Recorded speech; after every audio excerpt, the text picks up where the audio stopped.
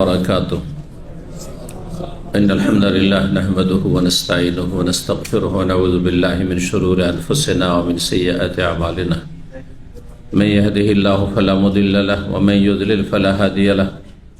وأشهد أن لا إله إلا الله وحده لا شريك له وأشهد أن محمدا عبده ورسوله صلى الله تعالى عليه وعلى آله وصحبه وسلم تسليما كثيرا. أما بعد فقد قال الإمام البخاري رحمه الله تعالى باب الدعاء عند الاستخارة. قال حدثنا مطرف بن عبد الله أبو مصعب قال حدثنا عبد الرحمن بن أبي الموالي عن محمد بن المنكدر عن جابر رضي الله عنه قال كان النبي صلى الله عليه وسلم يعلمنا الاستخارة في الأمور كلها كالسورة من القرآن. إذا هم أحدكم بالأمر فليركع ركعتين من غير الفريضة ثم يقول الله إني أستخيرك بعلمك وأستقدرك بقدرتك وأسألك من فضلك العظيم فإنك تقدر ولا أقدر وتعلم ولا أعلم وأنت علام الغيوب. اللهم إن كنت تعلم أن هذا الأمر خير لي في ديني ومعاشي وعاقبة أمري في آجل أمري وآجلي فأقدره ويسره ثم بارك لي فيه. وإن كنت تعلم أن هذا الأمر شر لي في ديني ومعاشي وعاقبة أمري في آجل أمري وآجلي فأصرفه عني واصرفني عنه واقدر لي الخير حيث كان ثم أرضيني به ويسمي حاجته. সম্মানিত ভাতৃমণ্ডলী, আল্লাহ রাব্বুল আলামিনের প্রশংসা এবং প্রিয় নবী সাল্লাল্লাহু আলাইহি সাল্লামের উপর সালাত ও সালামের পর আজ মঙ্গলবার 21 রমজান 1447 হিজরি মোতাবেক 10 মার্চ 2026 আমাদের ধারাবাহিক আলোচনা সহিহুল বুখারীর দোয়ার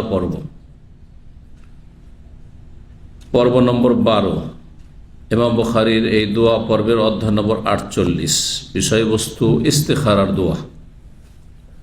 ইমাম বুখারী রাহিমাহুল্লাহ বলছেন বাবু দোয়া ইনদাল ইস্তিখারা। এই দোয়া এই অধ্যায় হচ্ছে ইস্তিখারার সময় দোয়া করা। ইস্তিখারা কে জানেন? একটু হাত উঠান তো। ইস্তিখারার দোয়া বা ইস্তিখারার সময়ের দোয়া।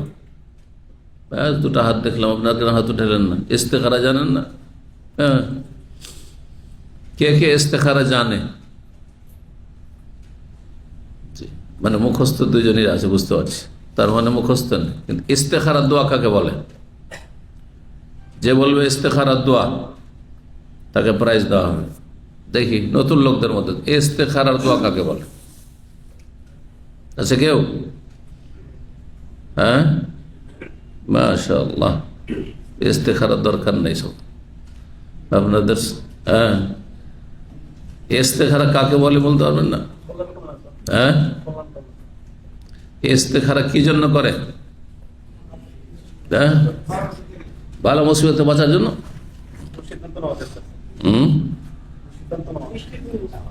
জি, কোনো বিষয়ে দ্বিধাগ্রস্ত যে কোনটা করব, তখন আল্লাহর কাছে সিদ্ধান্ত কামনা করা, এমন সিদ্ধান্ত যেটাতে কল্যাণ রয়েছে, ইস্তিখারার দোয়া। যখন এমন কোনো কাজ করছেন যে কাজে করব কি করব না সুযোগ আছে, অপশন আছে, করব কি করব না সুযোগ আছে, তখন আল্লাহ এটা করব না করব না, অথবা করতে হবে কিন্তু এখন করব না পরে করব, হ্যাঁ এই সময় বা এই জায়গায় করব না অন্য জায়গায় করব, এইরকম যখন অপশন থাকবে আপনার সামনে আর বুঝতে পারছেন না যে কোনটাতে ভালো আছে, তো আল্লাহর কাছে কল্যাণ কামনা করা। ইস্তিখারা মানে তারাবুল খাইর, কল্যাণ কামনা করা। ইস্তিখারার আরেকটি অর্থ যেটা বেশি সূক্ষ্ম, সেটা তালাবুল খিরা। খিরা মানে পছন্দ। আল্লাহ কোনটা পছন্দনীয় আমার জন্য, আমার বর্তমান ভবিষ্যতের জন্য, দিন দুনিয়ার জন্য, সেটি আল্লাহর কাছে চাওয়া। এবার বুঝতে পারলেন, ইস্তিখারা মানে কল্যাণ কামনা করা, ইস্তিখারা মানে আল্লাহর পছন্দ কামনা করা, যে আল্লাহ তুমি আমার জন্য কোনটা পছন্দ করো, যেটা পছন্দনীয়। আল্লাহ কোনটা পছন্দ করবে? যেটাতে আমার কল্যাণ আছে। আমরা অনেক সময় নিজের জন্য এমন কিছু পছন্দ করি যেটাতে আমাদের অকল্যাণ আছে। আপনি যেতে চাইছেন এক্ষুনি, হয়তো যে আজকে আমি দেশে যাব, খুব এমার্জেন্সি দেশে যাব, এটা আপনার পছন্দ, তাই না? যখন জরুরি হয়ে গেছে যাওয়া,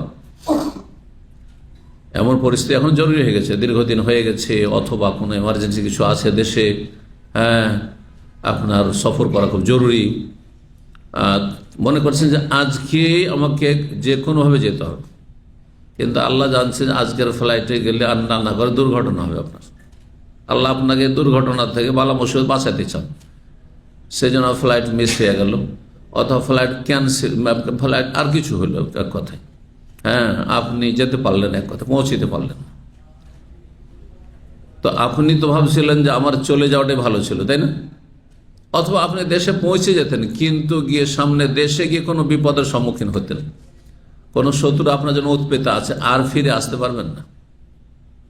আল্লাহ জানছেন যে আপনার জন্য শত্রু কি করে আছে, উৎপেত আছে, মারার জন্য, ধরার জন্য, জীবন শেষ করার জন্য। আপনি জানেন না, আপনি মনে করছেন না আমার এখন যাওয়াটাই ভালো হবে।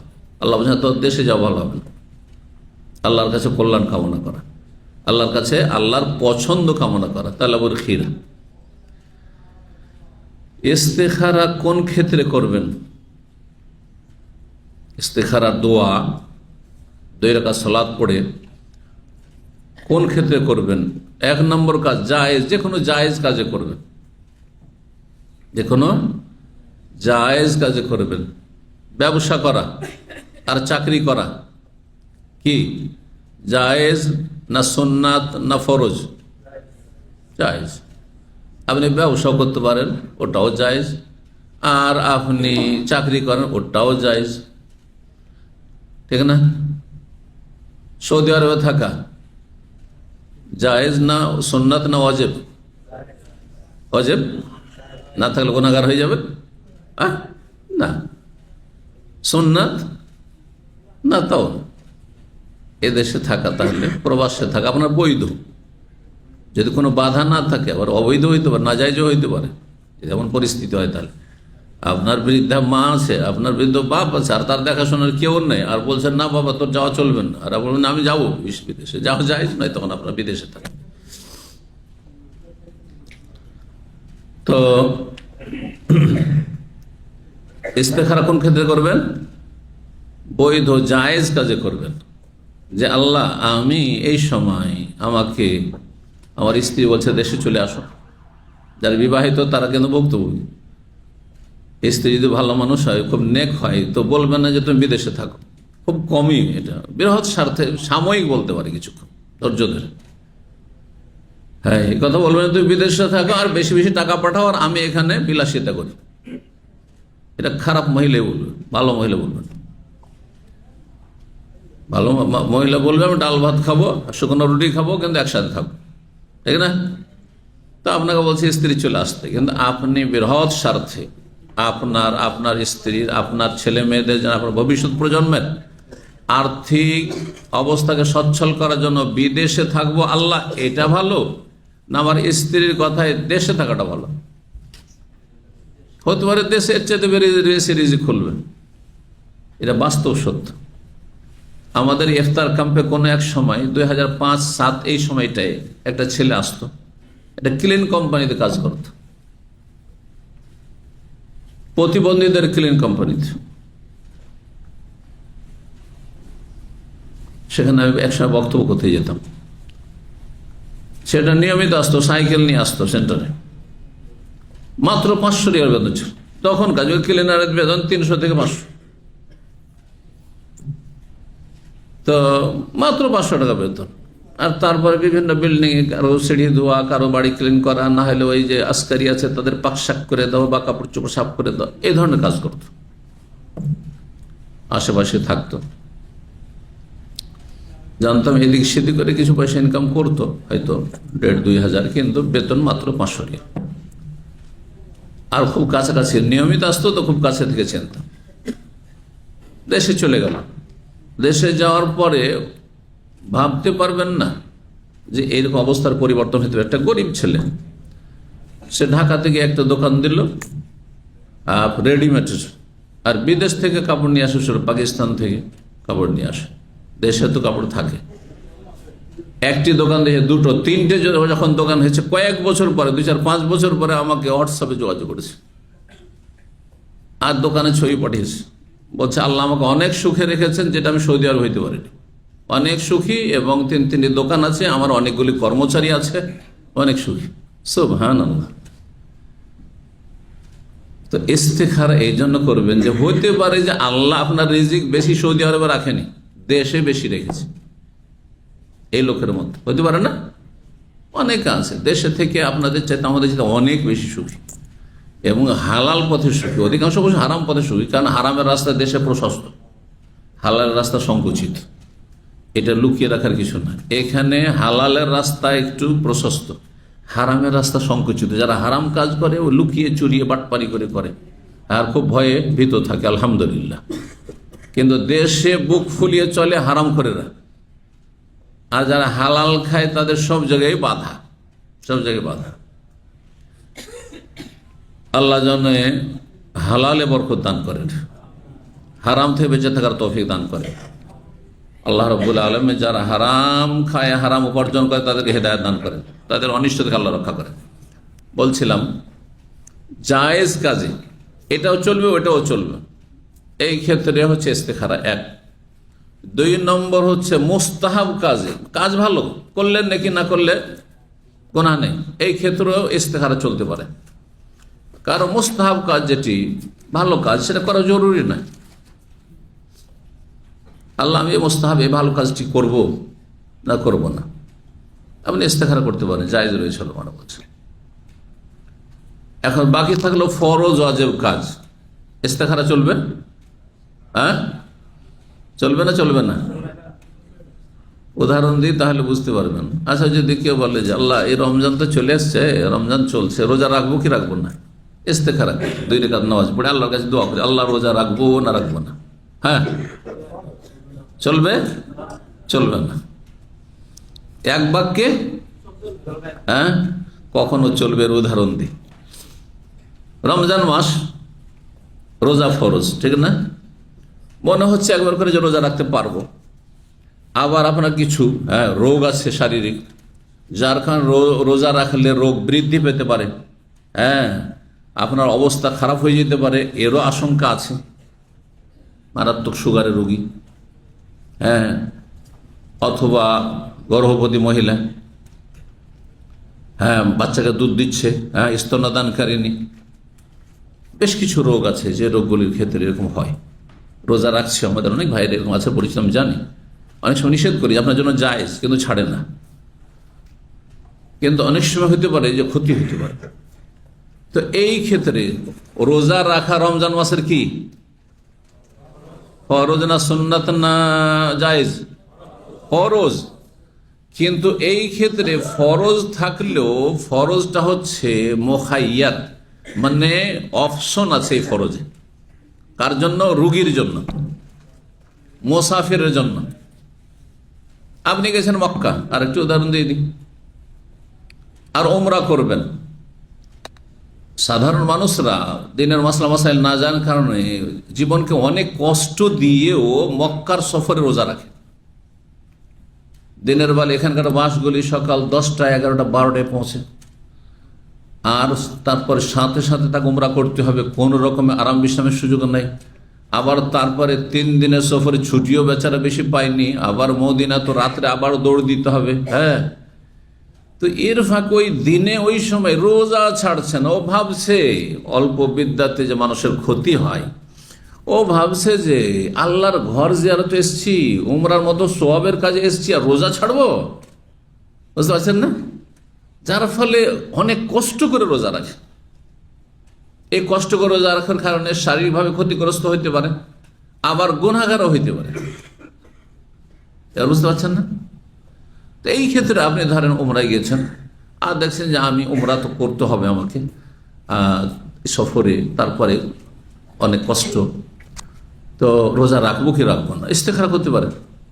রোজা রাখা ফরজ, কিন্তু এই ফরজে আপনার এখতিয়ার, অপশন আছে যে এই সফর অবস্থায় এখনই আমি রোজা রাখতে পারি যদি আমার জন্য সহজ হয় তাহলে, আর না হলে অন্য সময় সাধারণ সফরেও, নর্মাল সফরেও কাজাও করতে পারেন।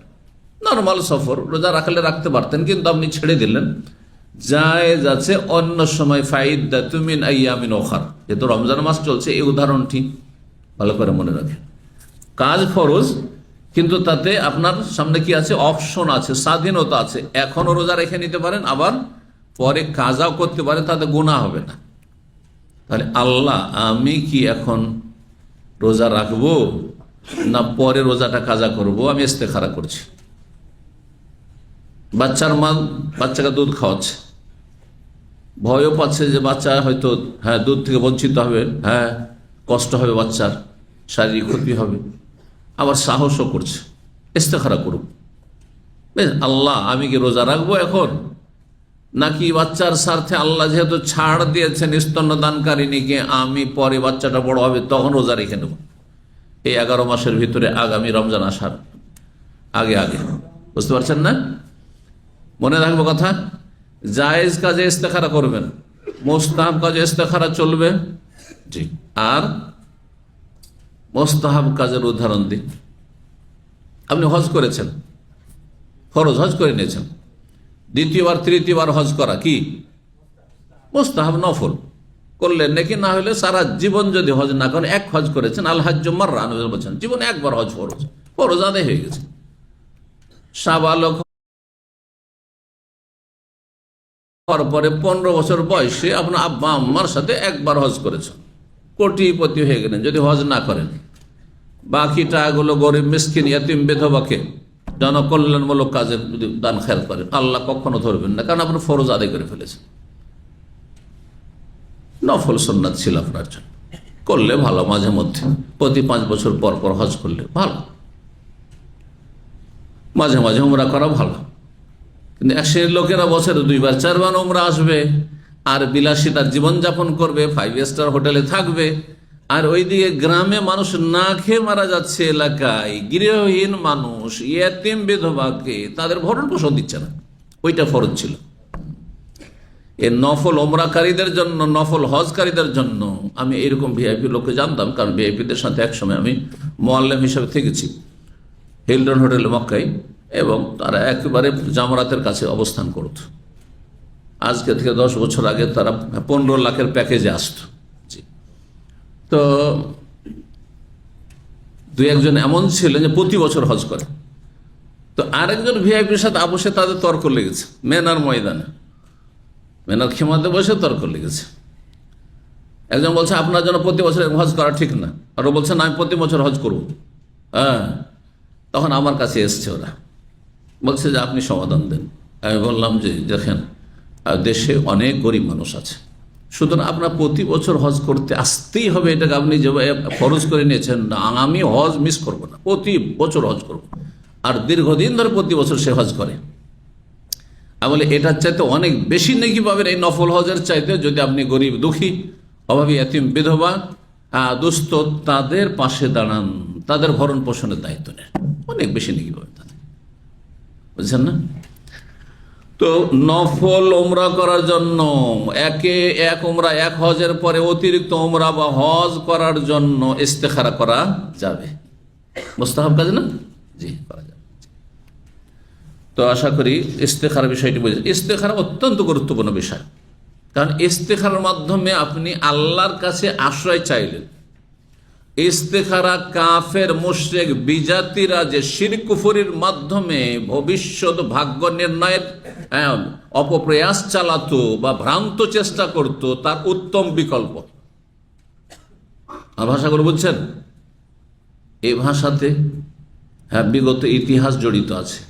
মক্কার কাফের মুশরিকরা জাহিলি যুগে ভাগ্য নির্ণয় করার জন্য যে এবার ব্যবসা করতে যাব না সামদেশে, এমন দেশে এই সময়কালে ব্যবসা করতে যাব কি যাব না, এবার মক্কার বাইরে যাব কি যাব না, অথবা আমি বিয়ে করব কি করব না, বা অমুক পরিবারে বিয়ে করব কি করব না। ওরা কি করত জাহিলি যুগে? তারা তীর রাখতো, বেশ কিছু তীর, কারণ তীর ধনুক অভ্যস্ত ছিল, কারণ শিকার করতে এরা, তো তীর রাখতো। আর তীরে একটা তীর লেখা থাকতো ইফাল, করো, আর একটা তীর লেখা থাকতো লা তাফাল, এরকম। আর একটাতে কিছু থাকতো না, বা কিছু কিছু বুঝতে পারতো না, করো না করো কিছু থাকতো না। যদি ইফাল তীরগুলো বের করতো, তীরের ব্যাগ থেকে থলে থেকে না দেখে, যেমন আমরা ওই যে আপনাদের টোকেন বের করছি না দেখি, জানি না যে কার নাম্বার, আর দেখিও না যে কোনটা বেরোচ্ছে। তীর বের করতো, যদি ইফাল করো বেরিয়ে গেল তাহলে ব্যবসায় চলে গেল, ব্যবসা বা যে কোনো কাজের জন্য তীর বের করেছিল সেটা করে ফেলতো, ভাগ্য ভালো হবে তাহলে। আর যদি লাতাফাল করিও না, অশুভ হয়ে যাবে, খারাপ হয়ে যাবে, তখন আর করতো না, ব্যবসায় যেত না, যতই লস হোক না কেন, না যাওয়া যাবে না। আর যদি ওই 3 নম্বরটা বেরোতো, বলছে আবার করো, পুনরায় করো, বুঝছেন না? এটা শিরক, এটা হচ্ছে শিরক। আর গায়েব অদৃশ্য আল্লাহ ছাড়া কেউ জানেন না, তো এই তীর দিয়ে আপনি কি করে অদৃশ্য সম্পর্কে জ্ঞান অর্জন করছেন? ওয়ান তাস্তাকসিমু বিল আজলাম যালিকুম ফিসক, এটি হচ্ছে পাপিষ্ঠদের কাজ, আল্লাহ বলছে কোরআনের ভাষায়। ইন্নামাল খামরু ওয়াল মাইসিরু ওয়াল আনসাবু ওয়াল আজলামু রিজসু মিন আমালিশ শাইতান, নিশ্চয় মদ, ওয়াল মাইসির জুয়া, ওয়াল আনসাব মূর্তি পূজা, দরগা পূজা, দুর্গা পূজা, স্থাপনার পূজা, ওয়াল আজলাম আর তীর দিয়ে বা কোনো কিছু দিয়ে ভাগ্য নির্ণয় করা, রিজসুন এগুলো হচ্ছে নাপাক, অপবিত্র, অন্তরের অপবিত্রতা, শিরকের কুফরের অপবিত্রতা। মিন আমালিশ শয়তান, কার কাজ? মানুষের কাজ না, শয়তানের কাজ, আল্লাহ বলছেন শয়তানের কাজ। ফাজতানিবু, সুতরাং এগুলো থেকে বেঁচে থাকো, ভাগ্য নির্ণয় করা। অনেকে বিদেশে আসেন, যখন ছোটকালে এগুলো দেখতাম, গ্রামে গঞ্জে আসতো এই গণকগুলো, এই মুশরিক কুফার মুরতাদগুলো আসতো, আসার পরে হাত দেখত, বলছে তোমার হাত দেখে, এই তোর 2টো বিয়ে হবে রে, তোর 2টো বিয়ে হবে, এখানে 2টো রেখা আছে। হ্যাঁ, আচ্ছা বলেন তো, আমি বিদেশে যাচ্ছি, কেমন হবে আমার? বলছে হ্যাঁ তোমার ভাগ্য ভালো, যাও। পয়সা নিয়ে এলো, কিছু ইনকাম করা ধান্দা। আর বলছে না, তোর ভাগ্য খারাপ, মেডিকেল করে ফেলেছেন, দালালকে পয়সা দিয়ে ফেলেছেন, ফেসে গেছেন। এই শয়তানের কথা আপনি ফেসে গেলেন। না হলে আল্লাহর ভরসা করেছেন, আল্লাহর ভরসা করে আল্লাহর কাছে দোয়া করতে করতে চলে যেতেন, সফল। হ্যাঁ, কত পেরেশান, মানুষের একটা অশান্তি শুরু হয়ে গেল, কারণ বলেছে যে তোর সফর ব্যর্থ হয়ে যাবে এই কাফের মুশরিক মুরতাদগুলোর কাছে যাওয়ার জন্য। এগুলো শয়তানের কাজ, আল্লাহ বলছেন ফাজতানিবু, তোমরা এসব থেকে বেঁচে থাকো, লাআল্লাকুম তুফলিহুন, এতেই তোমাদের সার্বিক সফলতা রয়েছে। বুঝতে পারছেন না? তো জাহিলি যুগে কাফের মুশরিকরা কি করত? হ্যাঁ, গণকের আশ্রয় নিত, ভাগ্য নির্ণয় করত শিরক কুফরের মাধ্যমে। ভারতে বড় বড় নেতারা ইলেকশনে পাশ করবে কি করবে না, ওই সাই বাবার কাছে জানতে যায় যে আমার ইলেকশনে দাঁড়ানোটা কেমন হবে। কথা বুঝতে পারছেন? মনে করে যে ওরা সব জানে, বা জানার চাবি আছে তাদের কাছে। আল্লাহ বলছেন ওয়াইনদাহু মাফাতিহুল গায়ব, একমাত্র আল্লাহর কাছে গায়বের চাবি আছে, কারো কাছে নেই। জিলানি, চিস্তি, গৌস, কুতুব, নবী, রসুল কারো কাছে নেই, এত ভালো মানুষদের কাছেও নেই। তো এসব সাই ফাই তাদের কাছে আর কি আছে? কিচ্ছু নেই তাদের কাছে, বুঝছেন না? এগুলো শয়তানি কর্মকাণ্ড। ইসলাম যখন আসলো, নবী করিম সাল্লাল্লাহু আলাইহি ওয়াসাল্লাম মানুষকে সব ক্ষেত্রে উত্তম বিকল্প দিয়েছেন। সুদি কারবার ছিল, আল্লাহ ব্যবসা দিলেন, বলছে ওয়াহাল্লাল্লাহুল বাই'a ওয়া হাররামার রিবা। মক্কার কাফেরা বলতে ইন্নামাল বাই'উ মিসলুর রিবা, ব্যবসা আর সুদ একই জিনিস। তো যেমন এক শ্রেণীর মূর্খ মুসলিমেরা বলে, সুদখোরগুলো বলে যে আপনাকে আমি 1 বছর ধরে টাকা দিয়ে রাখবো, আমার টাকাটাকে বাঁধা, টাকাটাকে বন্ধে, যে আপনাকে 1000 ফিরিয়ে দিবেন, হ্যাঁ বাচ্চা হবে না, ওই সুদটা ওর বাচ্চা। বুঝতে পারছেন না? বদ প্রকৃতির লোকেরা, হারামখোর। তো এই মক্কার কাফেরা তাই বলতো ইন্নামাল বাই'উ মিসলুর রিবা। আল্লাহ বলছে ওয়াহাল্লাল্লাহুল বাই'a ওয়া হাররামার রিবা, আল্লাহ ব্যবসাকে হালাল করেছেন আর সুদকে হারাম করেছেন। কারণ ব্যবসাতে ঝুঁকি আছে আর পরিশ্রম আছে, 2টো বৈশিষ্ট্য আছে। ব্যবসাতে ঝুঁকি নেই, 50,000 রিয়াল 1 লাখ রিয়াল লাগালে সব ডুবে গেল, আবার উঠে গেল, সবই হইতে পারে, কিছুই হইল না, কোন রকমের পুঁজি টেনে ফেললেন, কত রকম কি হচ্ছে, তাই না? ব্যবসাতে বড়ই ঝুঁকি আছে, লাভ লসের হতে পারে, লাভ নাও হইতে পারে, সব চলে যেতে পারে। আর তারপরে তাতে মেহনত পরিশ্রম আছে, মানসিক শারীরিক সব রকমের পরিশ্রম আছে। কত যে দৌড়াদৌড়ি ছুটাছুটি, আর সবসময় চিন্তা করতে হয় ব্যবসা কেমন করে এটাকে ডেভেলপ করব। কিন্তু সুদে একটা পাগলের টাকাও যদি আপনাকে দিয়ে দেয়, পাগল কিচ্ছু জানে না, আর নাকে তেল দিয়ে নবাবের এলিশা ঘুমিয়ে গেল। হ্যাঁ, মাস গেলে তার সুদের টাকা বাড়তি আছে, তাই না? না মেহনত, হ্যাঁ পরিশ্রম, না রিস্ক, কোনো রিস্ক নেই, সুদ বাড়তে আছে আর আসল পুঁজি তো ধরে আছে, বুঝছেন না? এই জন্য হারাম। ইসলাম মানুষকে কর্মঠ বানাতে চায়। মেহনত করেন, পরিশ্রম করেন, সব দিক থেকে ভালো থাকবেন, দুনিয়াও ভালো থাকবে, দিনও ভালো থাকবে। মানুষ যখন ব্যস্ত থাকে তখন জীবন থেকে পাপ কমে আসে। পাপে কারা জড়ায়? যারা যত বেশি অবসর থাকে। আর যত ভালো কাজে ব্যস্ত থাকবেন তত পাপ থেকে দূরে থাকবেন, বাস্তব সত্য। যুবকরা পাপে কেন জড়িয়ে যায়? কারণ বাপের হোটেলে খায়, মা পাক শাক করে রেডি রেখেছে, আর বাপের কাছ থেকে সমস্ত টাকা পয়সা পাচ্ছে, আর এই 24 ঘন্টা কোথায় ভালো করে পড়াশোনায় মনও লাগে না, সুতরাং মেহনতিও না পড়াশোনায়, তখন বিভিন্ন রকমের কায়েমে জড়িয়ে যায়। খারাপ সাথী সঙ্গীদের সাথে গিয়ে জেনা ব্যভিচারে ডুবে যায়, না হয় সমকামিতায় লিপ্ত হয়ে যায়, না হয় খুনের সাথে জড়িত হয়ে যায়, আর না হলে জুয়া, না হয় আপনার গাঁজা আর হিরোইন, মদ, বিভিন্ন রকমের বিভিন্ন অপরাধ, হস্তমৈথুন কখন করে মানুষ?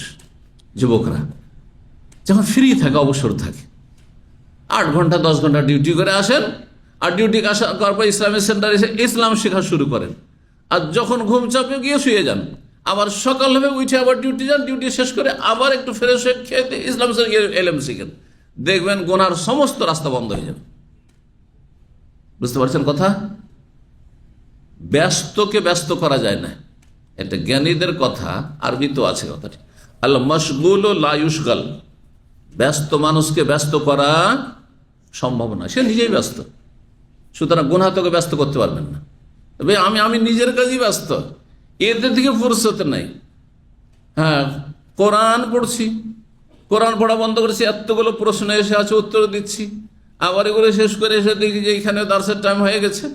হ্যাঁ, তারপরে একেবারে সারাদিন কাজকর্ম করে ভেঙে পড়েছি, আর ঘুমাইতে হবে, গেলাম বিছানায়, সাথে ঘুম।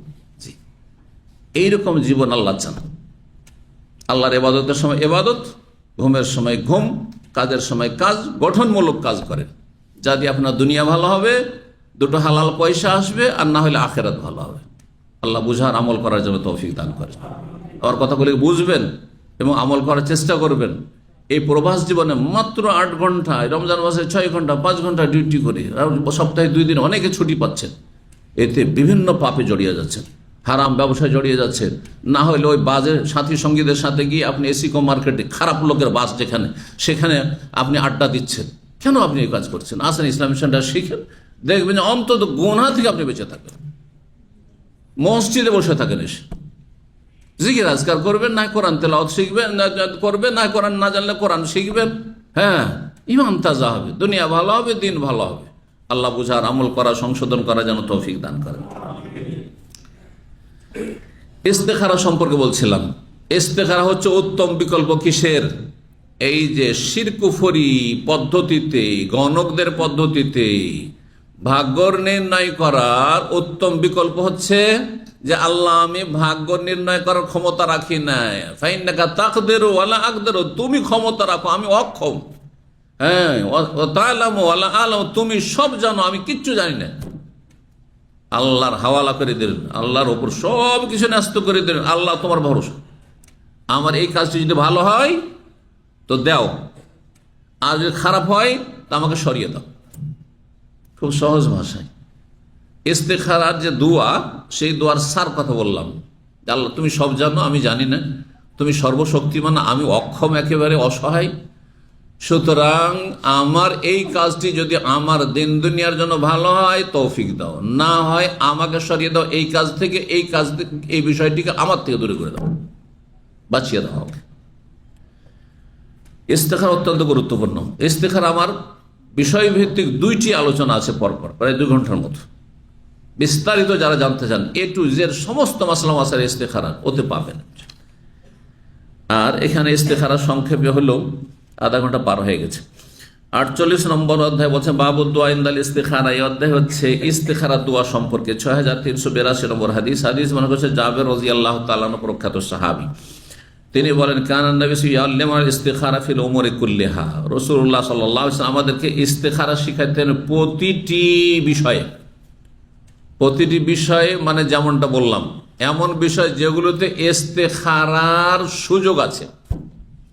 যেখানে ইস্তিখারার সুযোগ নাই সেখানে নয়।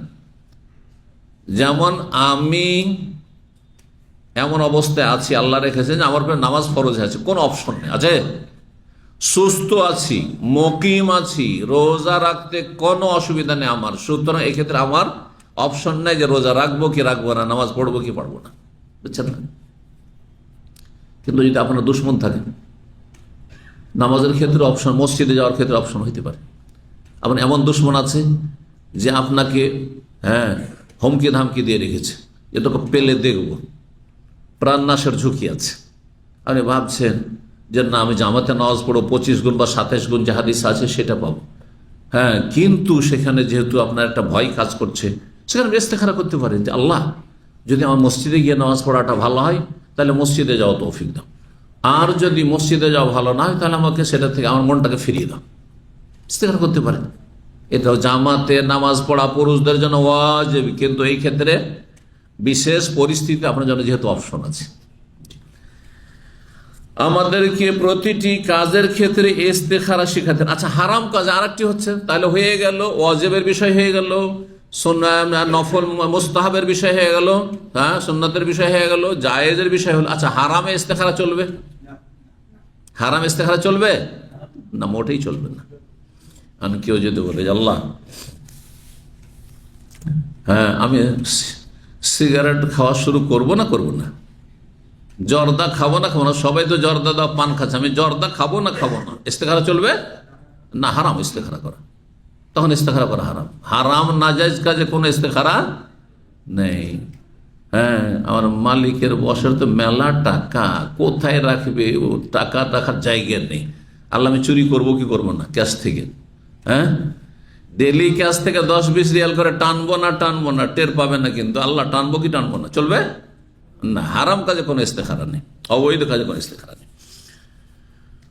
তো এত গুরুত্ব সহকারে রাসূলুল্লাহ সাল্লাল্লাহু আলাইহি ওয়াসাল্লাম ইস্তেখারা শিখাইতে, সাহাবী বলছেন কাসূরাতি মিনাল কোরআন, যেমন কোরআনের সূরাগুলি আমাদেরকে যত্ন সহকারে গুরুত্ব দিয়ে মুখস্থ করাইতেন, ওইভাবে ইস্তেখারার দোয়া মুখস্থ করাইতেন।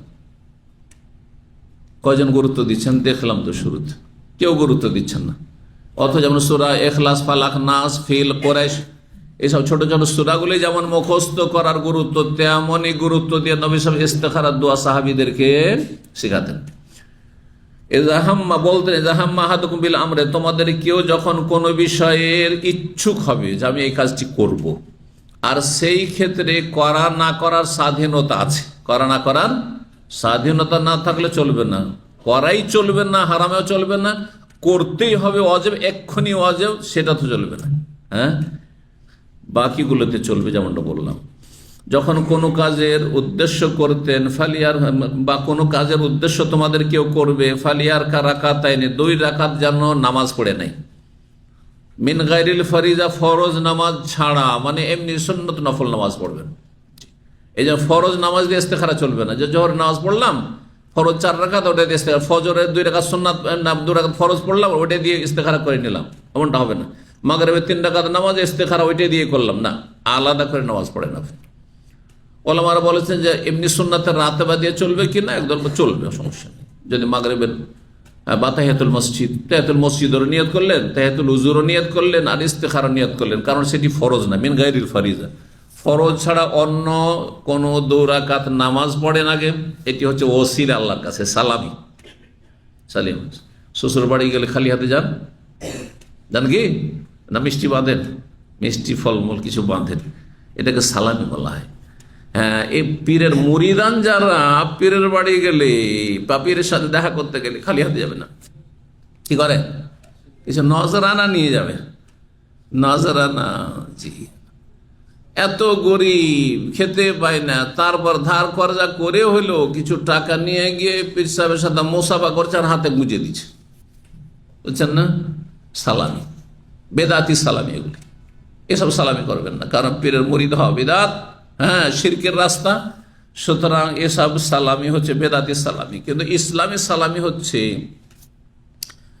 যে কোনো এক মানুষের কাছেও চাইলে প্রথম আমরা ভালোভাবে তার সাথে একটু কথা বলি, সালাম দেওয়া, কেমন আছেন, ছেলে মেয়ে কেমন আছে, আর আল্লাহ আপনাকে ভালো রাখুন, সুখে রাখুন।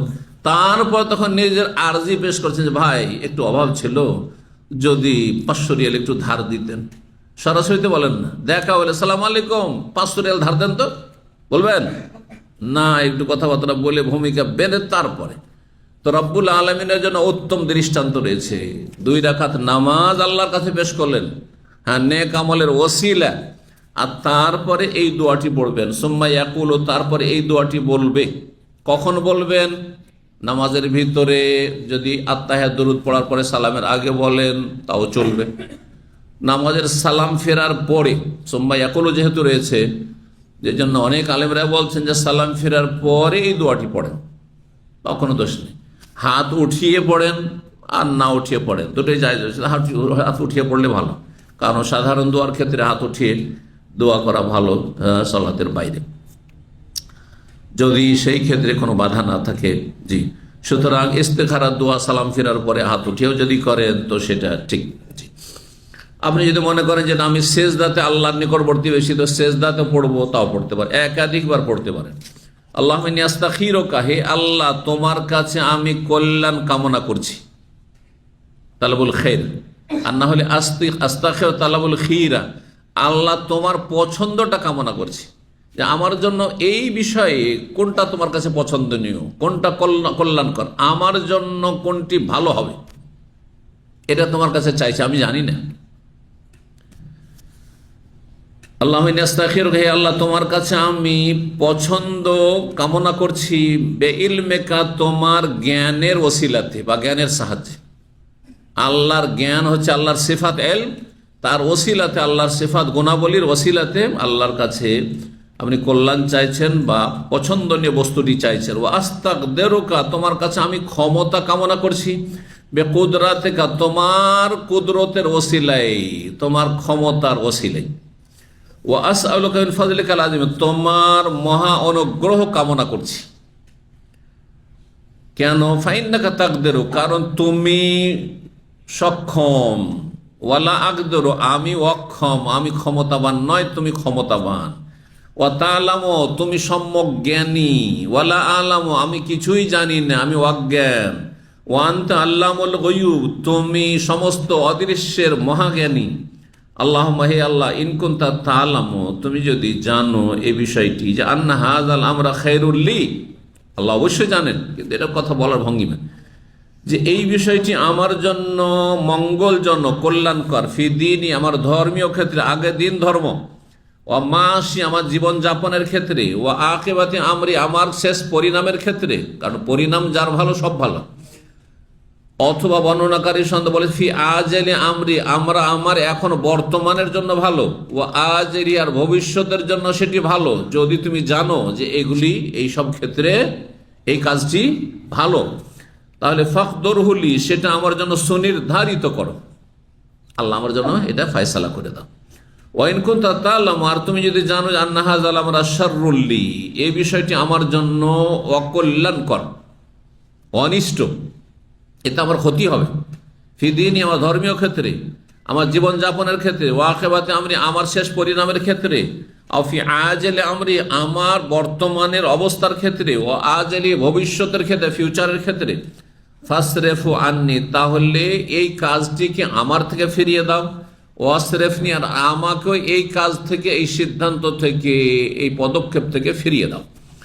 ওয়াকদুর লি আল খায়র, আর আমার জন্য কল্যাণকে সুনির্ধারিত করো, হাইসুখানা, যেখানেই থাক না কেন, যেটাতে কল্যাণ আছে সেটা আমাকে দান করো।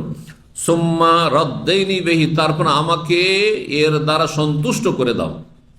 অন্য রিওয়ায়াতে সুম্মা আরদানি বিহি, এটাও পড়া যেতে পারে, প্রসিদ্ধ, আমাকে তা দিয়ে সন্তুষ্ট করে দাও, মানে যেটা আমার ভাগ্যে জুটবে সেটাতে আমাকে সন্তুষ্ট রাখো। ওয়াইসাম্মি হাজ, এখান পর্যন্ত দোয়া শেষ হয়ে গেল। কত সুন্দর দোয়ার অর্থ, ওয়াইসাম্মি হাজাতাহু, এই যে ইন্না হাজাল আমরা যখন বলবেন এই কাজটি, তখন আপনি নিজের প্রয়োজনটা পারলে উল্লেখ করবেন। যেমন আপনার বিয়ে, আচ্ছা বিয়ের ক্ষেত্রে ইস্তেখারা করা যাবে? জিজ্ঞাসা করছি, করা যাবে? বিয়ে করব কি করব না এরকম ইস্তেখারা করা যাবে? বিয়ে করা সুন্নাতে মুআক্কাদা, অনেকের জন্য ফরজ, যার গুনাহ হয়ে যাচ্ছে, বিয়ে না করার কারণে হস্তমৈথুন করছে, বিয়ে না করার কারণে পরনারীর দিকে মনটা যাচ্ছে বা চোখ যাচ্ছে, তো বিয়ে করা ফরজ। কিন্তু স্বাভাবিক অবস্থায় মানুষের জন্য বিয়ে করা হচ্ছে সুন্নাতে মুআক্কাদা, যদি শারীরিক কোনো বাধা না থাকে। শারীরিক আর্থিক যদি চরম বাধা থাকে তখন বিয়ে করা কখনো অপছন্দনীয়, কখনো নাজায়েজ। এখন যে শারীরিক দিকে অক্ষম, স্ত্রীর কোনো হকই আদায় করতে পারবে না, 10% হক আদায় করতে পারে, তার জন্য বিয়ে করা জায়েজ না? জায়েজ না। সে যদি বিয়ে করে তাহলে সেই মহিলাকে গুনাহ থেকে বাঁচাতে পারবে না, তার স্ত্রীকে, তখন পরকীয়ায় লিপ্ত হবে, তার কারণে পরকীয়ায় লিপ্ত হবে। কারণ বিয়ের একটি মুখ্য উদ্দেশ্য হচ্ছে নিজেকে গুনাহ থেকে বাঁচানো আর নিজের জীবন সঙ্গিনীকে গুনাহ থেকে বাঁচানো। ইফাফুন নাফস, গুনাহ থেকে বাঁচাতে হবে আপনাকে, এতটা ক্ষমতা থাকতে হবে। তো বিয়ের ক্ষেত্রে ইস্তেখারা চলবে, কিন্তু বিয়ে করব কি করব না, যাদের বিয়ে করার জন্য যে শর্ত সেগুলি পুরো আছে, মানে এমনি যুবক মানুষ বা অবিবাহিত বা স্ত্রী নেই, মারা গেছে ইত্যাদি, তালাক হয়ে গেছে, তো বিয়ে করা আর ক্ষেত্রে বিয়ে করব কি করব না ইস্তেখারা চলবে না। কিন্তু বিয়ে কোনখানে করব, এখন আপনার সামনে কয়েকটা মেয়ে নজরে আসছে বা কয়েকটা পরিবার নজরে আসছে, তখন ইস্তেখারা করবেন যে আল্লাহ, আমি যে এই মেয়েটাকে বিয়ে করার কথা ভাবছি বা এই পরিবারে, এটা করব কিনা, নাকি অন্য কোনো জায়গায় করবো, তখন ইস্তেখারা করবেন। তো বিয়ের ক্ষেত্রে ইস্তেখারা চলবে, কিন্তু না ইস্তেখারা নয় যে আমি জীবনে বিয়ে করব না সেই জন্য ইস্তেখারা করছে না, এটা চলবে না। কারণ বিয়ে করা সুন্নাতে মুআক্কাদা, জরুরি কাজটি, এর মাধ্যমে আপনার দিন দুনিয়ার বহুমুখী ফায়দা রয়েছে। ইউসাম্মি হাজ আন্নাহাজাল আমরা আন্নাহাজা জাওয়াজ, আন্নাহাজা নিকাহ বা ব্যবসা, আন্নাহাজা তিজারা, এই ব্যবসা যদি বলতে পারেন, আর না হলে অন্তরে নিয়ত করে যথেষ্ট। আন্নাহাজাল আমরা এই কাজটি, আল্লাহ মনে মনে নিয়ত করেছেন আমার এই কাজটি, যে কাজটির জন্য আমি ইস্তেখারা করছি, যথেষ্ট। 49 নম্বর অধ্যায় হচ্ছে বাবু দোয়া ইনদাল উজু। এই অধ্যায় হচ্ছে উজুর সময় দোয়া করা। উজুর সময় দোয়া কবুল হয়, উজুর সময় দোয়া কবুল হয়। 6383 নম্বর হাদিস, এই হাদিসটি প্রমাণ করে, রাসূল করেছেন। আবু মুসা আশআরী রাদিয়াল্লাহু তাআলা আনহু বর্ণনা করে বলছেন, দান নবী সাল্লাল্লাহু আলাইহি ওয়াসাল্লাম বিমাইন, নবী সাল্লাল্লাহু আলাইহি ওয়াসাল্লাম একবার পানি নিয়ে ডাকলেন উজুর জন্য, ফাতাওয়াজ্জা বিহি, আর তা দিয়ে উজু করলেন, সুম্মা রাফা ইয়াদাইহি, উজু করার পরে হাত উঠিয়ে দোয়া করলেন। কখনো কখনো হাত উঠিয়ে, সবসময় নয়, কখনো কখনো যদি উজুর পরে হাত উঠিয়ে দোয়া করেন কোনো প্রয়োজনে, তো এই হাদিস দ্বারা প্রমাণিত বৈধতা। সুম্মা কালা, বলে আল্লাহ মাগফির লি উবাইদ আবি আমির, হে আল্লাহ আবু আমের ওবায়দ নামক ব্যক্তিকে তুমি ক্ষমা করে দাও, তাকে দোয়া দিলেন। আর হাত এমন ভাবে উঠিয়েছে, ওরা আয়তো বিয়াদা ইবতাইহি, হাতের দুই বগলের নিচের শুভ্রতা আমি দেখতে পেয়েছিলাম, হাত উঁচা করে উঠিয়েছিলেন, তো আমি দেখতে পেয়েছিলাম। এর আগে এর ব্যাখ্যা করেছি যে জামা, তাহলে কোনো জামা পরেছিলেন না, কি পরেছিলেন? চাদর পরেছে, এহরামের মতো কাপড়, গামছার মতো এইরকম পরেছিলেন, যাতে মানুষ গামছা পরে থাকলে দেখা যেতে পারে বগল। আজকালকার মতো না যে গেঞ্জি পরে আছেন, তো গেঞ্জি পরে থাকলে কেমন করে বগল দেখা যাবে, বগলের শুভ্রতা দেখা যাবে। আর দোয়া করেছেন আল্লাহুম্মা জাআলহু ইয়াওমাল কিয়ামা, হে আল্লাহ এ আবু আমের ওবায়দকে তুমি কিয়ামতের দিনে উন্নীত করো, ফাওকা কাসীরি মিন খালকিকা, তোমার সৃষ্টির বহু মানুষের উপর সম্মানিত করো, বহু মানুষের উপর তাকে উন্নতি করা, মানে উচ্চ মর্যাদা তাকে দান করা। এই দোয়া দিয়েছিলেন কোন বিশেষ একজন ব্যক্তিকে, সাহাবীকে, বিশেষ কারণে। 50 নম্বর অধ্যায় বাবু দোয়া ইযা আলা আকাবা, এই অধ্যায় হচ্ছে দোয়া করা যখন কোনো ঘাঁটিতে উঁচু জায়গায় চড়বে, উঁচু জায়গায় ওঠার সময় দোয়া। এই যে আপনারা লিফটে উঠছেন বা সিঁড়ি উঠছেন, তখনকার দোয়া আছে, সিঁড়ি নামছেন তার দোয়া আছে। কে বলতে পারেন? দেখি নতুন ভাইরা কেউ আছে? ওই দূর থেকে আসুনি।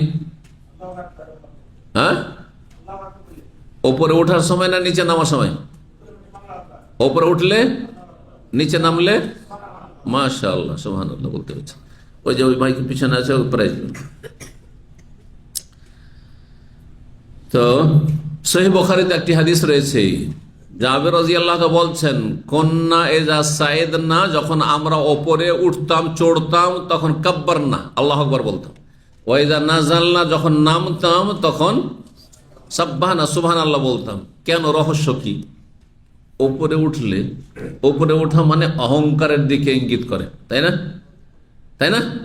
মানুষ যখন পয়সাওয়ালা হয়ে ওপরে উঠে তখন অহংকার আসে না? আর নিচে নামলে মান সম্মান নষ্ট হওয়া, ছোট হওয়ার দিকে ইঙ্গিত বহন করে, যে আমি ওপরে ছিলাম নিচে নেমে গেলাম, তাই না? যে কোনো দিক থেকে। তো যখন ওপরে উঠবেন তখন শয়তান যাতে করে আপনাকে অহংকারী না বানিয়ে দেয়, যে আমার মতো কেউ নেই, যে এত বড় উঁচা টাওয়ারে 260 তলা ভবনের আমি একবারে শেষ শেষ শেষ তলাতে উঠেছি, অহংকার আসতে পারে না? আল্লাহু আকবার। আমি যতই ওপরে উঠে যাই না কেন, যতই হিমালয়ে উঠে যাই না কেন, হিমালয়ের চূড়াতে উঠে যাই না কেন, আল্লাহ ওর চাইতে বড়, আল্লাহ ওর চাইতে বড়, যাতে করে আপনি অহংকার মুক্ত থাকেন। এটা হচ্ছে রহস্য, শিখে রাখেন ভালো করে। নিচে যখন নামছেন তখন সুবহানাল্লাহ, আল্লাহর পবিত্রতা ঘোষণা করছি। কিসের জন্য? রহস্য হচ্ছে যে আমি মানুষ, অসহায়, দুর্বল, অক্ষম, সেই জন্য কখনো আপ কখনো ডাউন, নিচে নামতে পারি, শেষও হয়ে যেতে পারি, তাই না? কিন্তু আল্লাহ সমস্ত ত্রুটি থেকে, দুর্বলতা থেকে, কমজোরি থেকে পাক পবিত্র, বুঝছেন না? আমি নিচে নেমে যেতে পারি, কিন্তু রব সমস্ত রকমের নিচে নামা যাওয়া মানে ত্রুটি, সমস্ত ত্রুটি থেকে, ঘাটতি থেকে, অভাব থেকে আল্লাহ হচ্ছেন ঊর্ধ্বে, সুবহানাল্লাহ, তার পবিত্রতা ঘোষণা করছি। এই হচ্ছে রহস্য। এই জন্য নিচে নামলে সুবহানাল্লাহ, আমি নিচে নামতে, রব আমার নিচে নামে, রব হচ্ছে সুউচ্চ সুমহান, আলা, ওহুয়াল আলিউল আযীম, সুউচ্চ সুমহান। তো 6384 নম্বর হাদিস বর্ণনা করছেন আবু মুসা আশআরী রাদিয়াল্লাহু তাআলা। তিনি বলছেন, আমরা নবী সাল্লাল্লাহু আলাইহি ওয়াসাল্লামের সাথে ছিলাম কোন এক সফরে, ফাকুন্না ইযা আলাউনা কাব্বারনা, যখন আমরা উঁচু জায়গায় উঠতাম, পাহাড়ে বা কোনো টিলাতে, তখন আল্লাহু আকবার বলতাম। আর খুব চিৎকার করে আল্লাহু আকবার বলেছেন সাহাবায়ে। প্রথম দিকে জানতেন না, খুব উচ্চ স্বরে আল্লাহু আকবার এইরকম করে চিল্লে বলতেন। নবী সাল্লাল্লাহু আলাইহি ওয়াসাল্লাম বলেন, আইয়ুহান নাস, হে মানব সকল, ইরবাউ আলা আনফুসিকুম, তোমরা নিজেদের উপর একটু মায়া করো, এত চিৎকার করে কষ্ট দিও না নিজেকে, নিজের উপর কি করো? মায়া করো, একটু শান্ত হও, এত চিল্লে বলিও না। ফাইন্নাকুম লা তাদউনা আসাম্মা ওয়ালা গায়ব, কারণ তোমরা কোনো বধির বা অনুপস্থিত গায়েবকে ডাকছো না, যিনি সব সামি, সবকিছু শুনছেন, দূরে থেকে যেমন শুনে, কাছে থেকেও শুনছেন, দূরে থেকেও শুনছেন। দূর আর কাছে আল্লাহর ক্ষেত্রে কোনো পার্থক্য নেই। মানুষকে দূর থেকে ডাকলে চিৎকার করতে হয়, আল্লাহকে তোমরা দূরে ভেবো না, আর তোমরা বধিরও ভেবো না যে শুনে না। আচ্ছা, কোনো বহিরা লোককে যদি ডাকেন, বধির লোককে, তো চিল্লাবেন না? ঠসার লোককে ডাকতে হইলে, কিন্তু আল্লাহ তো আসাম না, আল্লাহ সামিউন বাসীর, সুতরাং আস্তে ধীরে ডাকো। আর কোনো গায়েবকে না, যে দূরে আছে সেই জন্য চিৎকার করে ডাকছেন না, তিনি হাজির। আল্লাহ হচ্ছেন হাজির এবং নাজির, এই অর্থে। নবীকে হাজির নাজির বলা শিরক। ভারত, বাংলাদেশ, পাকিস্তানে একটা ফিরকা রয়েছে, রেজভি ফিরকা, জানেন না? জানেন না? বাংলাদেশে মানুষরা যারা এদেরকে চেনে, রেজভি বলে জানে, আর ওরা রেজভি নামটি খুব পছন্দ করে। আবার আর এদের নাম হচ্ছে ভারতে, যেখানে এদের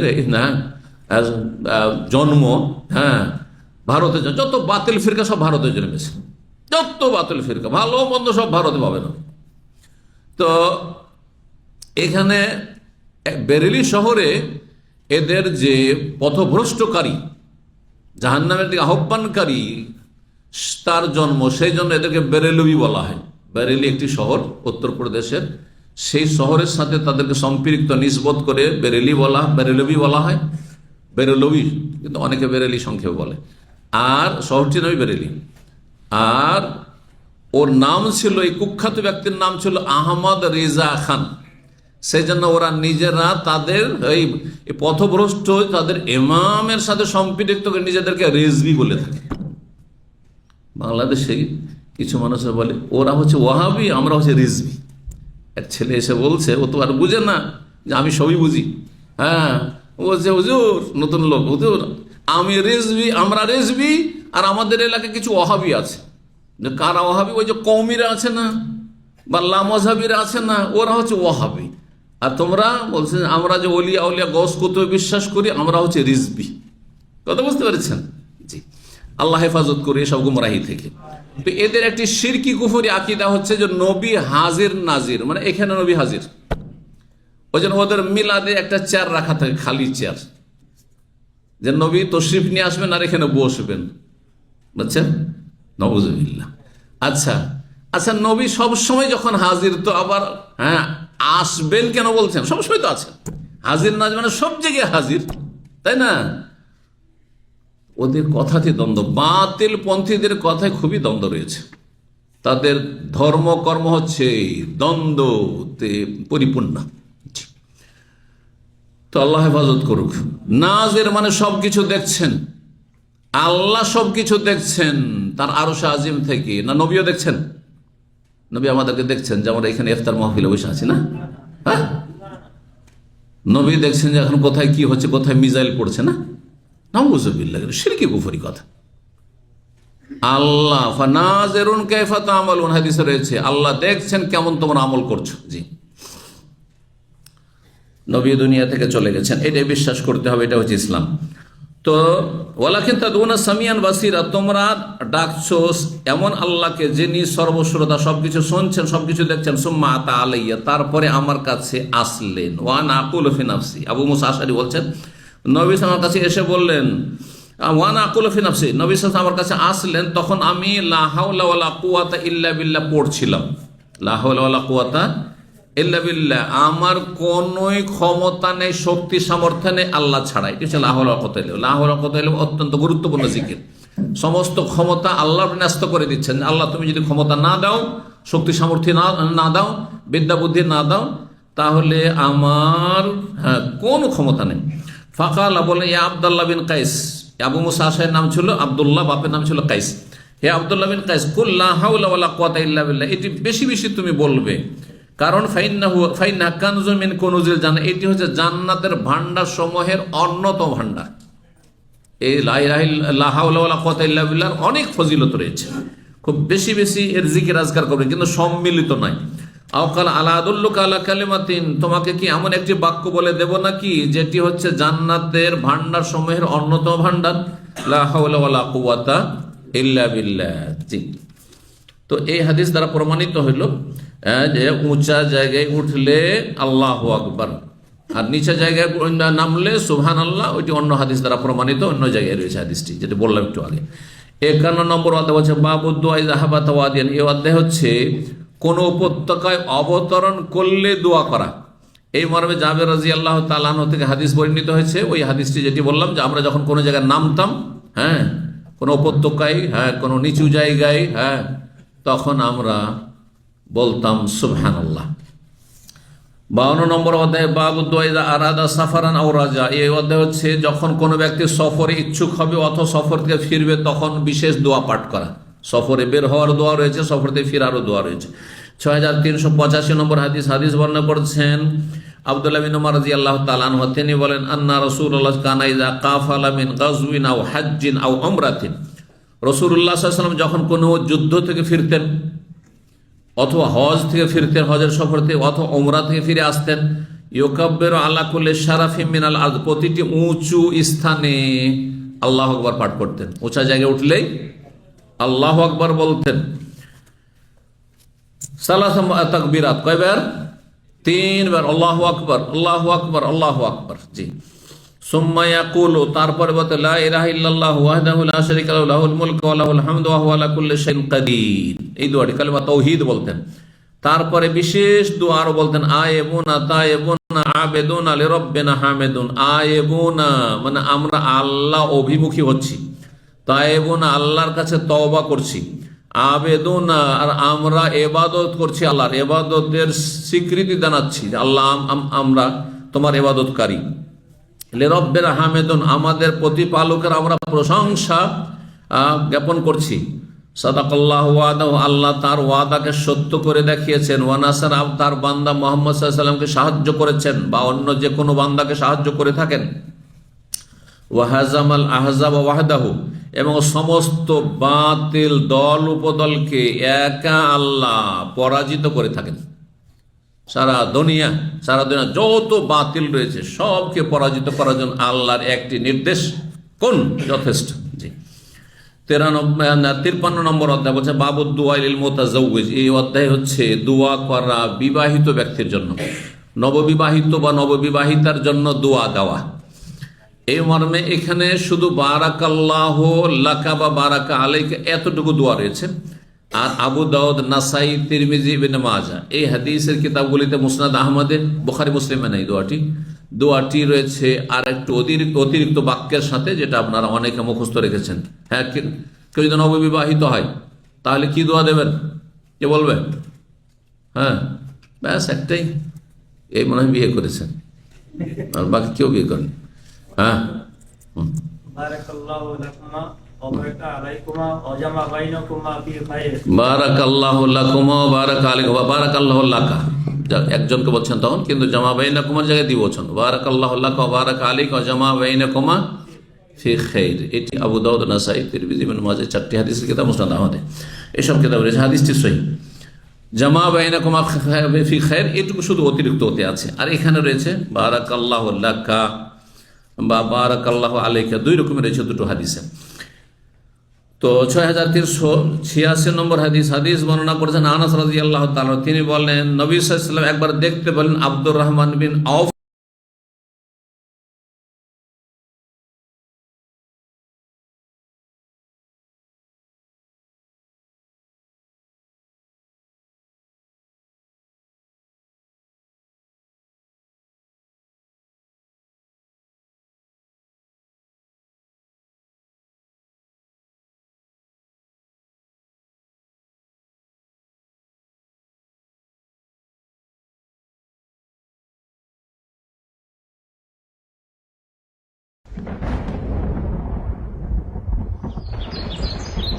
ইচ্ছুক হবে অথবা সফর থেকে নিজে মেখেনো জায়েজ, কিন্তু হলুদের যে অনুষ্ঠান এটি একবার নিকৃষ্ট বেদাত। আর বেদাত হচ্ছে গুমরাহির পরিণাম জাহান্নামশীলতা হয়। যে মেয়েকে এটি একবার একা, যে সবাই কি করে, যে বারাকা আলাইকা এতটুকু দোয়া রয়েছে। আর আবু দাউদ, নাসাই, তিরমিজি, ইবনে মাজাহ এই হাদিসের কিতাবগুলিতে, মুসনাদ আহমদে, বুখারী মুসলিমে নেই দোয়াটি রয়েছে আর একটু অতিরিক্ত বাক্যের সাথে, যেটা আপনারা অনেকে মুখস্থ রেখেছেন। হ্যাঁ, কেউ যদি নববিবাহিত হয় তাহলে কি দোয়া দেবেন, কে বলবে? হ্যাঁ, ব্যাস একটাই, এই মনে হয় বিয়ে করেছেন, আর বাকি কেউ বিয়ে করেন।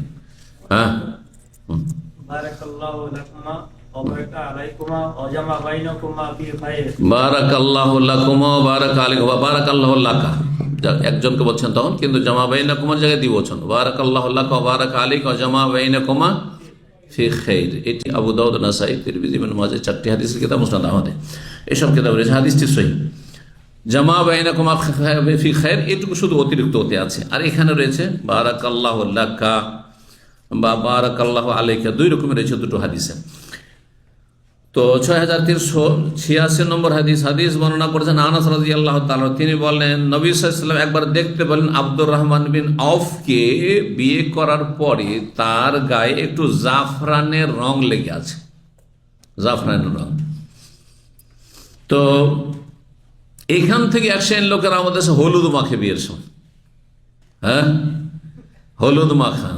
নবী সাল্লাল্লাহু আলাইহি ওয়াসাল্লাম সাহাবায়ে কেরামদের কেউ হলুদ মাখতেন না, কিন্তু এক সময় ছিল যে আজকাল যে সাজগোজের জন্য ছেলেদের মেয়েদের সৌন্দর্য বাড়ানোর জন্য বিভিন্ন রকমের ক্রিম আর লোশন আর অমক আর তুমি এগুলো ছিল না, তখন মনে হয় সব মুরব্বীরা চিন্তা ভাবনা করে যে একটু তাকে কি করতে হবে, সৌন্দর্য বাড়াইতে হবে, সেই জন্য মানে হলুদ মাখার প্রচলন ঘটেছে। কিন্তু এটি সুন্নত নয়। নিজেই যদি মেখে নেয় একটু হলুদ নিয়ে, তো নাজায়েজ কিছু নয়। নিজেই ছেলেটা নিল অথবা মেয়েটা নিল আর নিজে মেখে নিল, জায়েজ। কিন্তু হলুদের যে অনুষ্ঠান এটি একবার নিকৃষ্ট বেদাত। আর বেদাত হচ্ছে গুমরাহি, গুমরাহির পরিণাম জাহান্নামে যাওয়া। আর এতে যে নোংরামি অশ্লীলতা হয়, যে মেয়েকে পাত্রীকে তার মামাতো ভাই, খালাতো ভাই, ফুফাতো ভাই, 14 গোষ্ঠী গ্রামের সমস্ত যুবকরা একটা দিন, মজার দিন, শয়তানি দিন, হ্যাঁ, যে সবাই কি করবে, হলুদ মাখাবে, শালিকে হলুদ মাখাবে, বোন জামাই দুলাভাই, হ্যাঁ, চরিত্রহীন, এগুলো চরিত্রহীন, হারাম, এগুলো কাবিরা গুনাহ, এগুলো কাবিরা গুনাহ। ভালো করে শুনে রাখেন, এই বিদাতগুলিকে, নোংরামি, অশ্লীলতা, আহেসা, এগুলিকে সমাজ থেকে, পরিবার থেকে অবশ্যই এগুলোকে দাফন করতে হবে, নাহলে কিয়ামতে ফেসে যাবেন, সাবধান। কিন্তু একটি মেয়েকে বিবাহ সাজাচ্ছে, আর তাকে তার মেয়ে, তার মা যদি কিছু মাখিয়ে দেয়, তার বোন যদি কিছু মাখিয়ে দেয়, তো জায়েজ রয়েছে, সেটা হলুদই হইতে হবে না। আর হলুদের অনুষ্ঠান, এটা বেদাতি অনুষ্ঠান। হ্যাঁ, এগুলো আমার মনে হয় হিন্দুদের থেকে এসছে, পাশাপাশি প্রতিবেশী হওয়ার কারণে এক ধর্মের কুসংস্কার আর এক ধর্মে চলে আসাটা স্বাভাবিক বিষয়, এটাই হয়েছে। ইসলাম সম্পর্কে অজ্ঞতার কারণে আর বেপরোয়া হওয়ার কারণে হিন্দুদের সংস্কৃতি, সভ্যতা, বিয়ে শাদীর ক্ষেত্রে অধিকাংশ বরের যাত্রী কোথেকে এলো, সব হিন্দুদের থেকে এসছে। ইসলাম বরযাত্রী নেই। কোন সাহাবী 3 জন বরযাত্রী নিয়ে বিয়ে করতে গেছে? 3 জন, দেখান তো দেখি। তাহলে 50 জন, 100 জন, 200 জন নিয়ে গিয়ে যে জবরদস্তি আপনি শ্বশুর বাড়ি খাবেন আর খাওয়াবেন, এটা জুলম না, এটা ডাকাতি করা নয়? খাওয়াবেন। ওই লোকগুলি বিয়ের 10 দিন পরে যদি আপনার গ্রামে ধর্ণা দেয়, তবু এক পেট খাওয়াবেন না, একটা দানাও দেবেন না। কিন্তু নিরুপায় হয়ে, মেয়ে বিয়ে দেওয়ার জন্য মজবুর হয়ে, নিরুপায় হয়ে খাওয়াচ্ছেন। এখানে এই রুজি হারাম, যারা বরযাত্রীর খাবার খেতে যাচ্ছেন, ভালো করে শুনে রাখেন। তো আব্দুর রহমান বিন আউফ বিয়ে করেছিলেন, আর নবী সাল্লাল্লাহু আলাইহি ওয়াসাল্লাম দেখলেন তার উপর আসারা সুফরা, হ্যাঁ, হলুদ রঙের চিহ্ন, একটু জাফরান লেগে আছে। ফাকাল মাহিয়াম, কি ব্যাপার, আও মাহ, অথবা কি মাসানো, কি খবর? কাল, আব্দুর রহমান বললেন, তাজাওয়াজতু ইমরাতান, আমি একটি মহিলাকে বিয়ে করেছি, আনসারি মহিলা, আলা আজওয়াজনে নাওয়াতি মিন যাহাব, মোহর দিয়েছি একটি আপনার খেজুরের বিচি সমপরিমাণ স্বর্ণের বিনিময়। নাওয়াতুন মানে খেজুরের বিচি, যেটার পরিমাণ সাধারণত 5 দিরহাম হইতো, 5 দিরহাম হইতো। জি। ফাকালা, নবী সাল্লাল্লাহু আলাইহি ওয়াসাল্লাম বলে, বারাকাল্লাহু লাক, আল্লাহ যেন তোমার এই দাম্পত্য জীবনে বরকত দান করে। তাহলে এতটা দোয়া দেওয়া যথেষ্ট। ওয়া জামা বাইনাকুমা ফি খায়র, যদি কেউ নাও বলে, বুখারী হাদিস, যথেষ্ট। আউলিম ওয়ালাবি শাতিন, তুমি অলিমার দাওয়াত করো, যদি একটা ছাগল জবাই করে হোক না কেন। যারা মধ্যম শ্রেণীর মানুষ একটা ছাগল দিয়ে করতে পারবেন, একটা ছাগল। আরও যদি অভাবী হন, আপনি ডাল ভাত খেয়ে অলিমা করাইতে পারেন, খেজুর দিয়ে আপনি অলিমা করাইতে পারেন, বাতাসা দিয়ে অলিমা করাইতে পারেন, কি কোনো কিছু দিয়ে অলিমা করাইতে পারেন। নবী সাল্লাল্লাহু আলাইহি সাল্লামের জীবনে ওটা হয়েছে। জি। 6387 নম্বর হাদিস মানে জাবের রাদিয়াল্লাহু তাআলা, তিনি বলেন যে হালাকা আবি, আমার আব্বা মারা গিয়েছিলেন, শহীদ হয়েছিলেন। কোথায়? ওহদের যুদ্ধে। প্রথম ব্যক্তি তিনি 70 জনের ভিতরে। কিন্তু সাহাবী বলছেন হালাকা মানে মারা যাওয়া। কিন্তু সাহাবীরা নিজের বাপ জিহাদের ময়দানে, রণক্ষেত্রে আল্লাহর রাস্তা, আল্লাহর দ্বীনকে উঁচা করার জন্য, কালিমা উঁচা করার জন্য তারা গিয়ে শহীদ হয়েছে কাফেররা। তারপরে শহীদ হয়েছেন শব্দটি বলতেন না, সতর্কতা অবলম্বন করতে। আজকাল অমুসলিমও শহীদ, হ্যাঁ, হিন্দু, ইহুদি, খ্রিস্টান সব শহীদ, হ্যাঁ, আর বেনামাজিও শহীদ, আর আপনার মুশরিক মাজার পূজারীও শহীদ, সব শহীদ। আজকে এক ভাই জিজ্ঞেস করছে অন্য দেশ থেকে, যে আজকাল যে মিজাইল টিজাইল পড়ছে, আর আমাদের ভাইরা অনেকে যে গালফে কেউ কেউ মারা যাচ্ছে, তো এরা কি শহীদ হবে? উত্তর কি? যদি নামাজি হয়, নামাজি 5 ওয়াক্ত নামাজ পড়ে, নামাজি হয়, বড় শিরক মাজার পূজা থেকে বেঁচে থাকে, আর নাস্তিক সেকুলার না হয়, তাহলে আশা করা যায় যে শহীদ হবে। নিশ্চিত সার্টিফিকেট দিলাম। কার কাছে আশা করছি? আল্লাহর কাছে আশা করছি যে আল্লাহ শাহাদাতের মর্যাদা দেবেন। আমাদের কাছে সার্টিফিকেট দেওয়ার অধিকার নেই, কারণ গায়েব আল্লাহ ছাড়া কেউ জান। এইভাবে বলবেন, না হলে ফেসে যাবেন, অমুক শহীদ, অমুক শহীদ, হ্যাঁ, দুনিয়ার ক্ষমতার লড়াইয়ে মারা গেছে, অমুক শহীদ, তমুক শহীদ। না, নিরীহ ব্যক্তি রাস্তা দিয়ে যাচ্ছে, মারা গেছে, সে শহীদ হইতে পারে, কিন্তু তারপরও তার জন্য শর্ত মনে হবে, নাস্তিক না হয়, হ্যাঁ, নাস্তিক সেকুলার এসব না হয়, আর মুশরিক মাজার পূজারীও না হয়, বেনামাজিও না হয়, তাহলে শহীদ হইতে পারে, শহীদ আল্লাহর কাছে হইতে পারে। সাহাবীরা শহীদ শহীদ বলতেন না। আমার আব্বা মারা গিয়েছিলেন, ও তারা কাসাবাতি বানাতিন, আর 7 বা 9 কন্যা 9 মেয়ে ছেড়ে গেছিলেন। 9 বোন ছিল, অন্য হাদিসে রয়েছে 9 ছিল। 9 বোনে 1 ভাই মাত্র জাবের। আর জাবের শুধু একজন মানুষ গোটা পরিবার দেখাশোনা করতে, অল্প বয়স 14-15 বছর বয়স মাত্র। ফাতাজাওয়াজতু ইমরাতান, একজন মহিলাকে আমি বিয়ে করলাম। ফাকালান নবী সাল্লাল্লাহু আলাইহি ওয়াসাল্লাম বললেন, তাজাওয়াজতা ইয়া জাবের, জাবের তুমি বিয়ে করেছো? কুলতু, আমি বললাম হ্যাঁ বিয়ে করেছি। কালা বিকরান আম সাইয়্যিবান, কুমারী না অকুমারী, বিধবা তালাক প্রাপ্তা না কুমারী মেয়ে বিয়ে করেছো? কুলতু, আমি বললাম সাইয়্যিব, আমি বিধবা মেয়েকে বিয়ে করেছি ইয়া রাসূলুল্লাহ, অকুমারীকে বিয়ে করেছি। নবী সাল্লাল্লাহু আলাইহি ওয়াসাল্লাম, হাল্লা জারিয়াতান, তুমি একটা বালিকা কুমারী মেয়েকে কেন বিয়ে করনি, অল্প বয়সী মেয়েকে? তোলায়েবহা ওয়া তোলায়েবুকা, তুমি তার সাথে খেলা কৌতুক করতে আর সে তোমার সাথে একটু খেলাধুলা করতে, একটু আমোদ ফুর্তিটা ভালো জমতো। হ্যাঁ, স্বামী স্ত্রীতে অল্প বয়সী হইলে, আর বেশি বয়সী স্ত্রীকে নিয়ে তো ওইরকম খেলাধুলা হবে না, ও তো মুরব্বী খানিকটা হয়ে গেছে। হ্যাঁ, তুমি এমনটা কেন করলে অল্প বয়সী ছেলে? তখন বললেন, আমি নিজের স্বার্থে বিয়ে করি, আর আসলে আমার 9 বোনের স্বার্থে বিয়ে করেছি। 9 বোনের স্বার্থে, তাদের মতো বয়সী যদি একটা 14, 15, 16, 18 বছরের মেয়ে বিয়ে করি, তাহলে কি করে তাদের পরিচর্যা করবি? আমার আব্বা নেই, দুনিয়া থেকে চলে গেছেন। কুলতু, আমি বললাম হালাকা আবি, আমার আব্বা ইন্তেকাল করেছেন। ফাতারাকা সাবাওতি সাবায়াতে, 9 বা 7 মেয়েকে ছেড়ে গেছেন। ফাকের, তো আমি এটা অপছন্দ করলাম, আন আজিয়হুন্না বিমিসলি, তাদের মতো একটি অল্প বেশি মেয়েকে নিয়ে আসবো সংসারে। একটু বেশি বয়সী মেয়ে থাকবে, বিধবা মেয়ে বা অকুমারী মেয়ে থাকবে, যে আমার বোনগুলির একটু পরিচর্যা দেখাশোনা করতে পারবে। ফাতাজাওয়াজতু ইমরাতান তাকুমু আলাইহিন্না, আমি এমন এক মেয়েকে বিয়ে করেছি অকুমারী, যে তাদের দেখাশোনা করতে পারবে। কালা, নবী দোয়া দিয়েছিলেন, ফাবারাকাল্লাহু আলাইকা, আল্লাহ যেন তোমার জীবনে বরকত দান করেন। জি। আর অন্য রিওয়ায়াতে রয়েছে, বলছেন বারাকাল্লাহু, ওতেও রয়েছে বারাকাল্লাহু আলাইক। এই দোয়াতে বারাকাল্লাহু আলাইকা বা বারাকাল্লাহু লাকা, দুটোই দোয়া দেওয়া যেতে পারে। ওয়াজামা বাইনাকুমা ফি খাইর, যদি বলেন তো আরো ভালো। এখানে আজকের আলোচনা শেষ করছি। ওয়া জাযাকুমুল্লাহ খাইরান। আল্লাহর কাছে দোয়া করি আল্লাহ যেন আপনাদের গুনাহ খাতা মাফ করে দেন, আমাদের গুনাহ খাতা মাফ করেন। আল্লাহ রোজার দিনে আল্লাহ যেন আমাদেরকে কবুল করেন। লাইলাতুল কদর যেন আল্লাহ রাব্বুল আমাদেরকে পাওয়ার তৌফিক দান করে, এর ফজিলত হাসিলের তৌফিক দান করেন, ইবাদত বন্দেগীর তৌফিক দান করেন, ভালো মানুষ হওয়ার তৌফিক দান করেন, খারাপ আখলাক চরিত্র আমল থেকে আল্লাহ যেন আমাদের বেঁচে থাকার তৌফিক দান করেন, জান্নাতুল ফিরদৌস নসিব করেন, বালা মুসিবত থেকে আল্লাহ যেন হেফাজত রাখেন। রব্বানা আতিনা ফিদ দুনিয়া হাসানা ওয়া ফিল আখিরাতি হাসানা ওয়া কিনা আযাবান নার। সুবহানা রাব্বিকা রাব্বিল ইজ্জাতি আম্মা ইয়াসিফুন ওয়া সালামুন আলাল মুরসালিন ওয়াল হামদুলিল্লাহি রাব্বিল আলামিন।